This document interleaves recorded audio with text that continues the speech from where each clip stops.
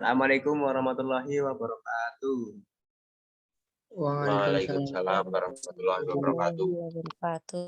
Sebelumnya, perkenalkan diri, nama saya Lutfi Nanduga Septanjo, NIM 20601244077. Izin mempresentasikan perbedaan gaya mengajar komando dan gaya mengajar latihan teman-teman.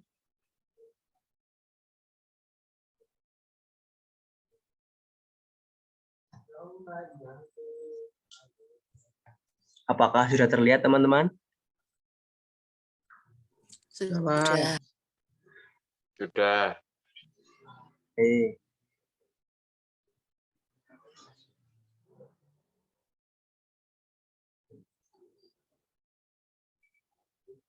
Ya, di sini saya akan menjelaskan tentang perbedaan gaya mengajar komando dan gaya mengajar latihan. Gaya mengajar komando itu sendiri adalah gaya ini bertujuan untuk mengenalkan pada peserta didik untuk melakukan tugas secara akurat dan di dalam waktu yang singkat. Peserta didik harus mengikuti segala instruksi yang disampaikan oleh guru. Atau kita bisa simpulkan, gaya mengajar komando adalah suatu gaya mengajar yang berfokus pada bakat atau kemampuan guru pendidikan jasmani dalam mengolah pembelajaran. Kemudian dalam gaya mengajar komando ada beberapa tahap. Yang pertama ada tahap pre-impact.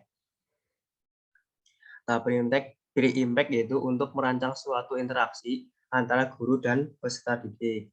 Jadi pada tahap ini, peran guru adalah untuk membuat keputusan menyangkut kategori-kategori yang telah ditentukan. Kategori ini merupakan uraian tentang isi rencana pengajaran. Yang kedua yaitu tahap impact. Pada tahap impact ini bisa kita samakan dengan pada tahap pelaksanaan. Tujuan yang dibuat pada tahap impact adalah untuk mengajak para peserta didik agar aktif berpartisipasi dan meneruskan apa yang sudah dilaksanakan atau diputuskan pada tahap pre-impact. Kemudian pada tahap post-impact, yaitu menawarkan umpan balik pada peserta didik dalam hal pengerjaan tugas-tugas dan peranan peserta didik dalam mengikuti keputusan guru. Kemudian implikasi dalam gaya mengajar komando yaitu materi pembelajarannya dipelajari dengan meniru. Kemudian yang kedua, materi pembelajaran dibagi-bagi atau di-share ke peserta didik agar mudah ditiru. Kemudian kita lanjut ke gaya mengajar latihan. Gaya mengajar latihan adalah gaya yang mengajar yang memfokuskan tahap inti pembelajaran kepada peserta didik. Artinya, gaya mengajar ini mengajarkan kemandirian pada peserta didik untuk mengambil 9 keputusan dalam tahap inti pembelajaran. 9 keputusan tersebut meliputi sikap, lokasi, urutan tugas, waktu dimulai pengerjaan setiap tugas, langkah dan ritme, waktu berhenti setiap tugas, interval, pakaian dan penampilan, pertanyaan awal untuk klarifikasi. Jadi, peserta didik dituntut untuk mandiri dan bertanggung jawab atas keputusan yang sudah diambil, dan keputusan tersebut nantinya juga akan menyangkut nilai dari peserta didik. Nah, dalam gaya mengajar latihan ada 3 tahap juga. Namun perbedaannya tahap pada gaya mengajar latihan, tahap impact itu lebih ditekankan kepada peserta didik. Jadi guru hanya menekankan pada tahap pre-impact dan post-impact. Dalam implikasi gaya mengajar latihan, yang pertama, mengenal atau mengetahui yang diharapkan dari pembelajaran di kelas. Yang kedua, menerima pemberian tugas. Yang ketiga, membuat keputusan sambil kita menjalankan tugas. Yang keempat, menerima pengamatan dan penilaian dari guru. Nah, kita simpulkan perbedaan yang signifikan ya teman-teman. Jadi pada gaya mengajar komando, berkembangnya minat peserta didik tergantung pada guru. Karena pada gaya ini guru dituntut untuk berpikir kreatif, menciptakan suasana kelas yang menarik minat peserta didik. Jadi semua proses pembelajaran dalam kelas tergantung pada pengajar atau guru. Kemudian pada gaya mengajar latihan memberikan suasana kelas yang berbeda. Karena pada gaya ini peserta didik dituntut untuk mandiri dalam melaksanakan proses belajar mengajar. Jadi guru hanya berperan menjadi fasilitator.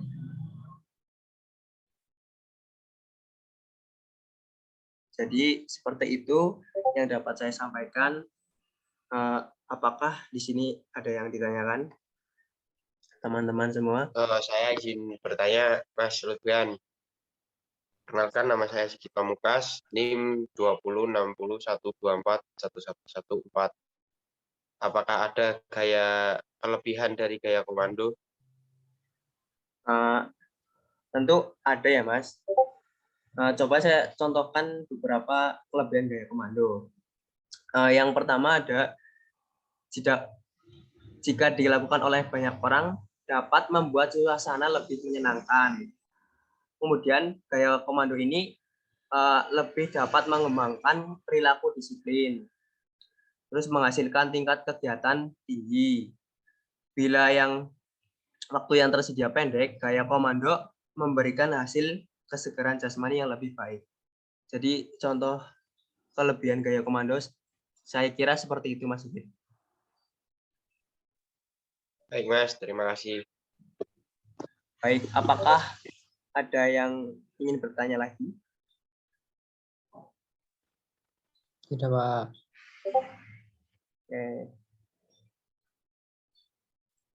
Baik, jika tidak ada yang ditanyakan, saya tutup. Assalamualaikum warahmatullahi wabarakatuh.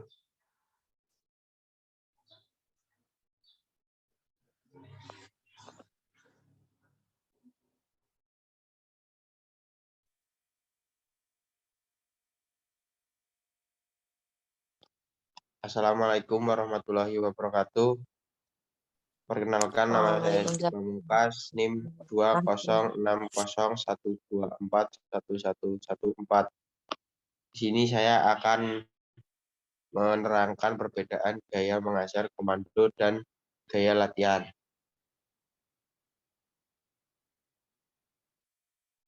Gaya mengajar komando. Metode gaya mengajar komando adalah pendekatan mengajar yang tergantung pada guru.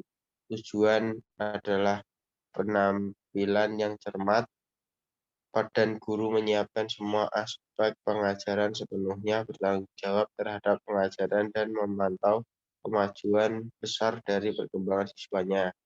Pada dasarnya, komando ini ditandai dengan penjelasan, demonstrasi, dan latihan. Gaya ini dimulai dengan penjelasan teknik baku dan mencontohkan, kemudian siswa melakukan berulang kali.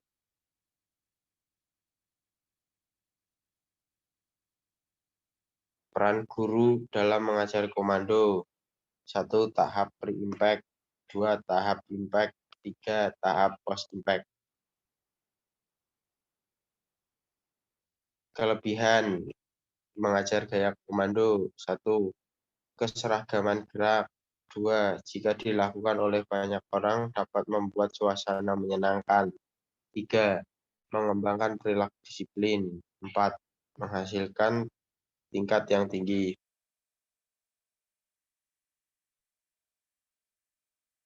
Kekurangan. Kekurangan. 1. Kurang mengembangkan penalaran. 2. Kurang mengembangkan pembentukan sifat. 3. Tidak demokratis.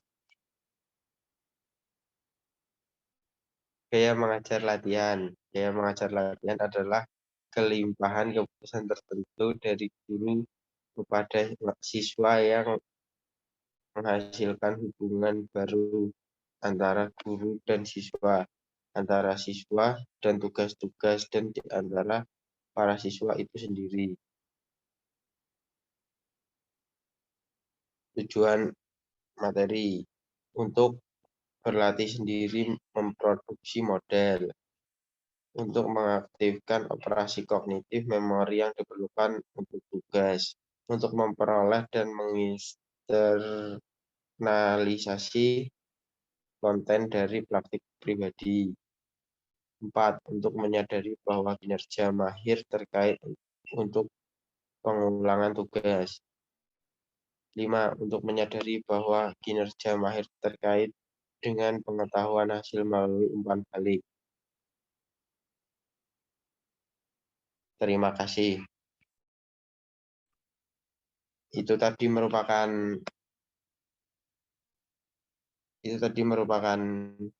presentasi dari saya.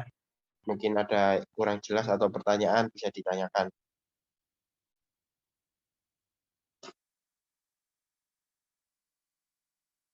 Apakah ada pertanyaan dari teman-teman? Bertanya Pak, Ya, silakan. kan ada tidak ciri khas dari gaya mengajar komando Pak? Ya, Terima kasih Pak. jadi ada lebih dari 3 ya yang saya ketahui. Ada 5. 1, semua keputusan dibuat oleh guru. 2, menuruti petunjuk dan melaksanakan tugas merupakan keperluan utama siswa. 3, menghasilkan tingkat yang tinggi. 4, membuat siswa merasa terlibat dan termotivasi. 5, mengembangkan perilaku disiplin. Itu Mas Hanif. Terima kasih Mas. Apakah ada yang bertanya lagi? Ya, sama-sama. Cukup, Pak. Oke, kalau sekiranya sudah cukup, maka akan saya tutup. Wassalamualaikum warahmatullahi wabarakatuh. Waalaikumsalam warahmatullahi wabarakatuh. Terima kasih.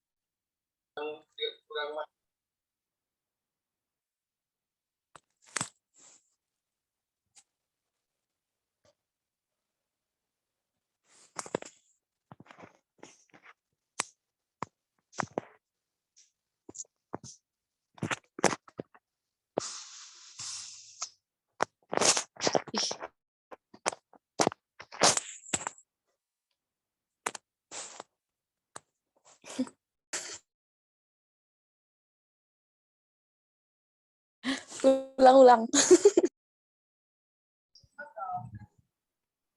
Bisa kalau diangkatin nggak enak.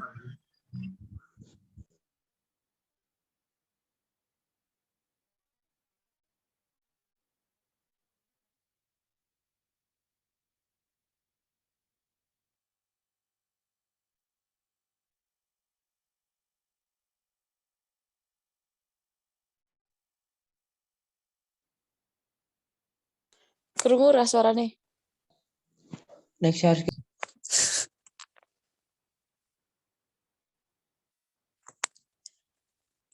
Assalamualaikum warahmatullahi wabarakatuh. Waalaikumsalam. Waalaikumsalam warahmatullahi wabarakatuh. Perkenalkan, nama saya Maulani Rosyanti. Di sini saya akan mempresentasikan tentang perbedaan gaya mengajar komando dan gaya mengajar latihan.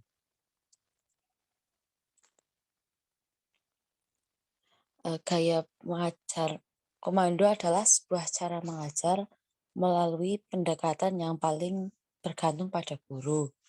Untuk tujuannya adalah untuk penampilan yang cermat. Artinya, guru menyiapkan semua aspek pengajaran dan guru sepenuhnya bertanggung jawab dan berperan penting terhadap pengajaran.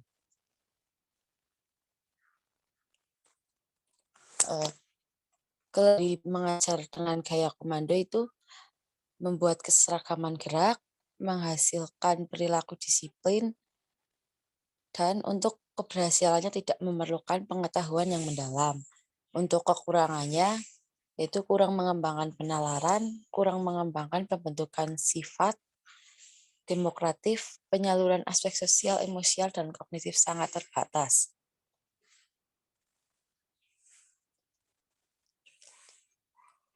Lanjut, Mas Hanif.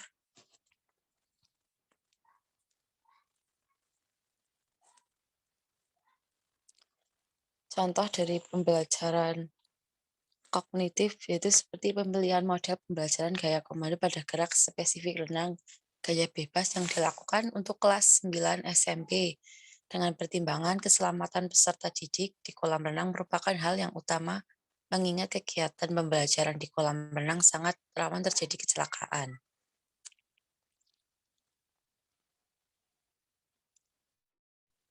Peran guru pada pembelajaran sangat dominan, sedangkan peserta didik atau siswa hanya berperan sebagai pelaku atau pelaksana saja. Esensi dari strategi pembelajaran komando adalah adanya hubungan yang langsung dan cepat antara stimulus guru dan respon murid. Stimulus berupa tanda atau komando yang diberikan guru akan mengawali setiap gerakan peserta didik atau peserta didik dalam menampilkan gerakan sesuai dengan contoh dari guru. Selanjutnya ada gaya latihan.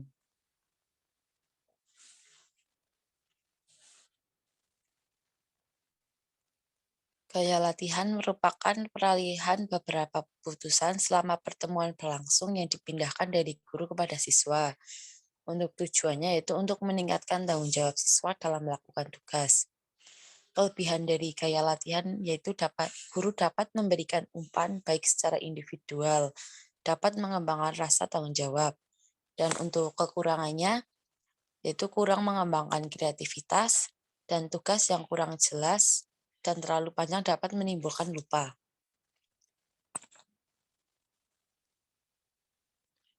Ciri-ciri dari pembelajaran dengan gaya latihan yaitu yang pertama rumusan tujuan penelitian aktivitas belajar dan urutan kegiatan belajar ditentukan oleh guru. Yang kedua, siswa hanya diberi kebebasan dalam menentukan tempo latihan. Untuk penerapan gaya latihan itu, tugas diberikan secara lisan atau tulisan. Yang kedua, tugas lisan atau tulisan dibuat secara jelas dan singkat. Dan yang terakhir, siswa melakukan tugas dengan kemampuannya. Sekian yang dapat saya sampaikan. Apakah ada pertanyaan? Saya, Mbak. Ya. Apa sih manfaat dari gaya latihan? Gaya mengajar latihan itu manfaatnya seperti apa, Mbak? Untuk manfaat dari gaya mengajar latihan, yang pertama itu siswa dapat menguasai keterampilan gerak secara utuh. Yang kedua, tugas gerakan tidak terlepas dari konteks keseluruhan. Dan yang terakhir, siswa mendapat pengertian yang diperoleh secara langsung dari hubungan antara bagian-bagian tugas gerakan dengan tujuan yang akan dicapai. Apakah sudah jelas? Ya, sudah, Mbak. Baik, terima kasih. Sekian presentasi dari saya. Apabila ada kekurangan, mohon maaf. Wassalamualaikum warahmatullahi wabarakatuh. Waalaikumsalam. Waalaikumsalam warahmatullahi wabarakatuh.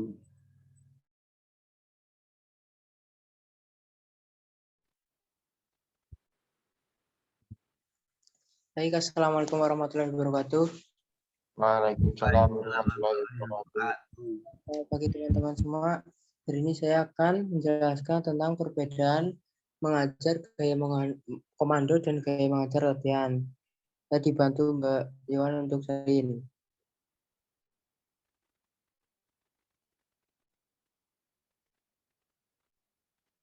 Gaya komando. Gaya komando adalah gaya mengajar di mana siswa mengikuti semua keputusan dari pengajar. Gaya komando merupakan gaya mengajar yang menitik perhatikan pada guru. Menurut Hustarta dan Yuda M. Saputra, gaya komando bertujuan mengarahkan siswa dalam melakukan tugas gerak secara akurat dan di dalam waktu yang singkat.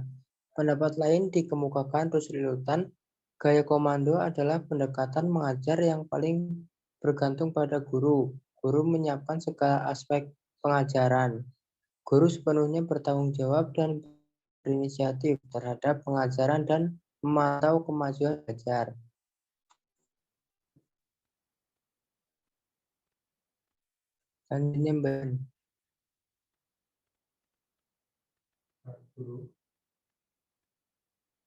Selanjutnya adalah peran guru pada gaya komando. Pada gaya komando ini, siswa harus mengikuti segala instruksi yang disampaikan oleh guru.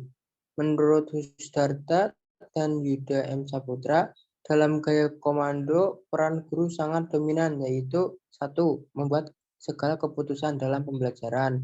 Yang kedua, membuat segala yang terkait dengan mata pelajaran, susunan pelaksanaan tugas, memulai dan mengakhiri waktu pelaksanaan pengajaran, interval, dan mengklarifikasi berbagai pertanyaan siswa. Yang ketiga, memberi umpan balik kepada siswa mengenai peran guru dan materi.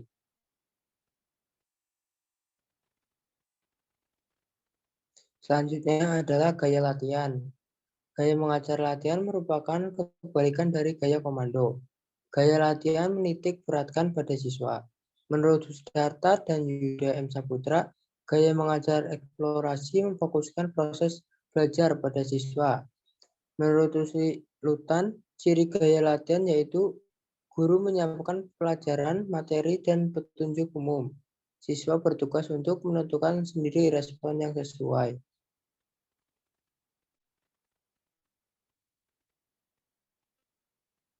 Peran guru pada gaya latihan.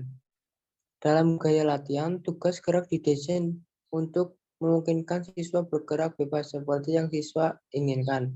Gaya mengajar ini, siswa dituntut mengeksplorasikan gerak yang dengan cara yang lebih umum, dengan sedikit sekali arahan dari guru.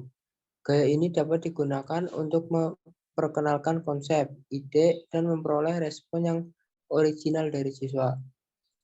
Gaya mengajar ini memungkinkan untuk memberikan siswa peluang bekerja mandiri dan menggali kemampuannya sendiri. Gaya ini dapat pula menghasilkan sikap percaya diri yang lebih besar pada siswa.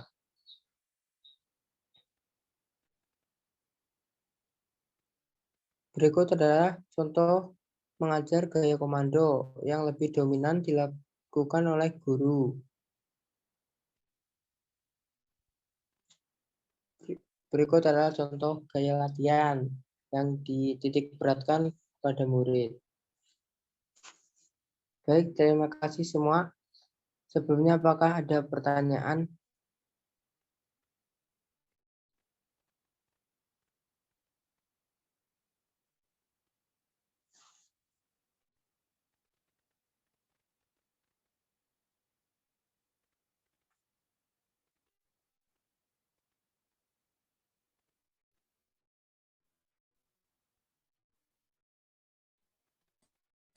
Izin tanya Mas Ani, Ya, Bapak. kasih dari Terima kasih banyak. Implikasi gaya mengajar latihan. Yang pertama itu mengenal atau mengetahui yang di atas. Karena kita dalam mengajar latihan, metode gaya mengajar latihan, kita mengetahui apa yang di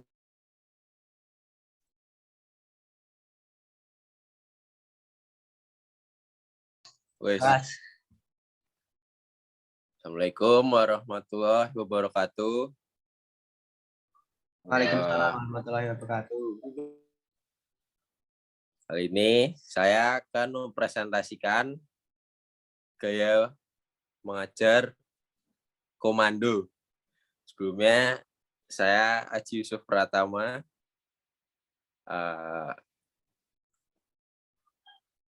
nomor induk mahasiswa 20 60 124 148. Oke. Gaya mengajar komando menurut Ega Trisnaer dalam Ujang Sanjaya tahun 2016, metode adalah prosedur atau operasi untuk mencapai tujuan hubungan antara suatu jenis metode, proses belajar mengajar, yaitu pemilihan dan penetapan metode pembelajaran sebelum proses itu dilaksanakan, tujuannya untuk memberikan gambaran mendasar dari suatu metode untuk dipertimbangkan, dipilih, dan ditetapkan dalam proses pembelajaran. Metode gaya komando adalah pendekatan mengajar yang bergantung pada guru. Tujuannya adalah penampilan yang cermat dan guru menyiapkan semua aspek pengajar sepenuhnya, bertanggung jawab terhadap pengajaran dan memantau kemajuan dari perkembangan siswanya. Pada dasarnya, komando ini ditandai dengan penjelasan demonstrasi dan latihan gaya ini dimulai dengan penjelasan teknik baku dan mencontohkan, kemudian siswa melakukan berulang kali. Kelebihan gaya mengajar komando, yang pertama keseragaman gerak. 2, jika dilakukan oleh orang banyak dapat membuat suasana menyenangkan. Ketiga, mengembangkan perilaku disiplin, lalu ada menghasilkan tingkat yang tinggi. Kelima, bila waktu yang tersedia pendek, gaya komando memberikan hasil kesegaran jasmani dan perkembangan motorik daripada gaya mengajar yang lain. Kelebihan yang keenam, untuk keberhasilannya tidak memerlukan pengetahuan yang mendalam. Dan 7, guru dapat mengontrol proses belajar sehingga tidak ada kemungkinan timbul sesuatu yang tidak diharapkan sesuai dengan gagasan siswa. Untuk kekurangan gaya komando ialah 1, kurang mengembangkan penalaran dan kurang mengembangkan pembentukan sifat serta tidak demokratis. Ada pula penyaluran aspek sosial, emosional, dan kognitif yang sangat terbatas. Ada lagi tidak peka terhadap perorangan. Kekurangan keenam yaitu menghambat perkembangan kreativitas dan individualitas. Ada juga tidak membangkitkan gairah untuk berlatih di luar jam pelajaran. Contoh gaya mengajar komando.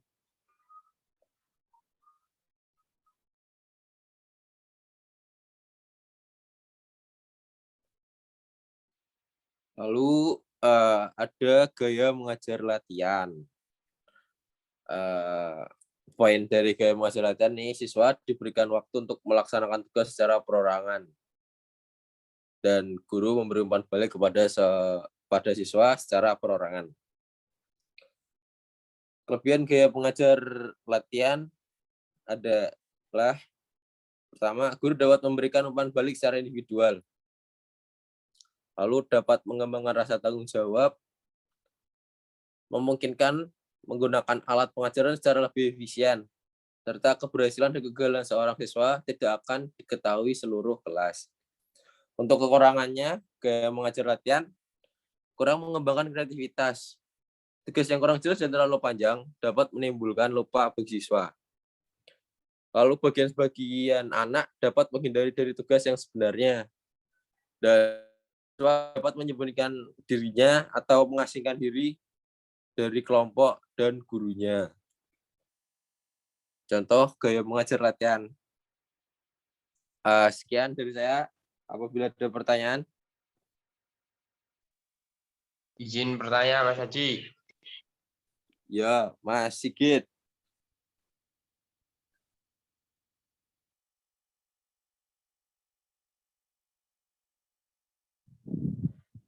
Jadi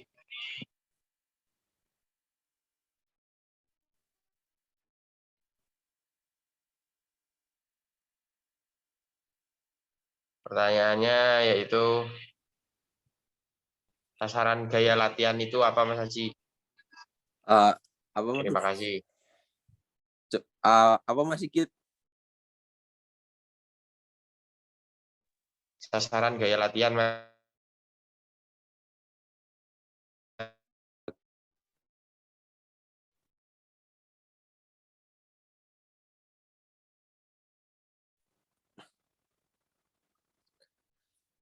Sasaran gaya latihan itu berlatih tugas-tugas yang telah diberikan sebagaimana yang telah didemonstrasikan. Masuk, Mas. Bisa diulangi pertanyaannya, Mas? Jadi sasaran gaya latihan itu apa ya, Mas? Sasaran gaya latihan.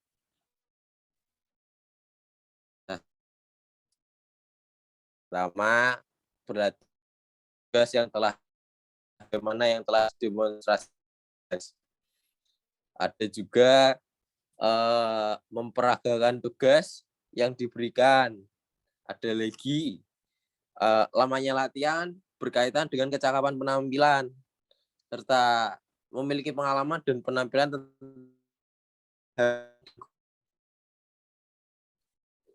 Itu saja, Baik, Mas. Mas Haji. Terima kasih, Mas.